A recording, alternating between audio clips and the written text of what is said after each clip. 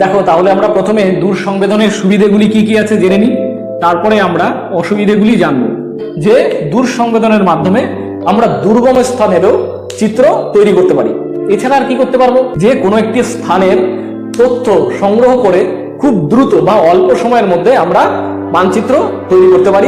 আরেকটি বিষয় আমরা কি করতে পারি, উপগ্রহ চিত্রের মাধ্যমে আমরা যদি কোনো মানচিত্র তৈরি করি তাহলে আমরা খুব অল্প সময়ে সেই স্থানের তথ্য পাবো। তার মানে কি, তথ্য ভুল হওয়ার কোনো সম্ভাবনা নেই। অর্থাৎ তথ্য যখন আমি পাচ্ছি ঠিক সেই সময় সেই স্থানের ভূপ্রকৃতি বলো বা ওই উপাদানটি কেমন তার সঠিক ধারণা পাওয়া যায়। এবার এগুলো আমরা জানলাম সুবিধে। এবার এর অসুবিধাগুলো কি কি হতে পারে, যে দূর সংবেদন এই পদ্ধতি ব্যবহার করা অত্যন্ত ব্যয় সাপেক্ষ।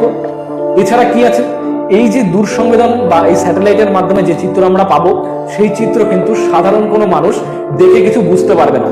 তাহলে এই চিত্র পাঠ করা কিন্তু একটু জটিল বা কঠিন।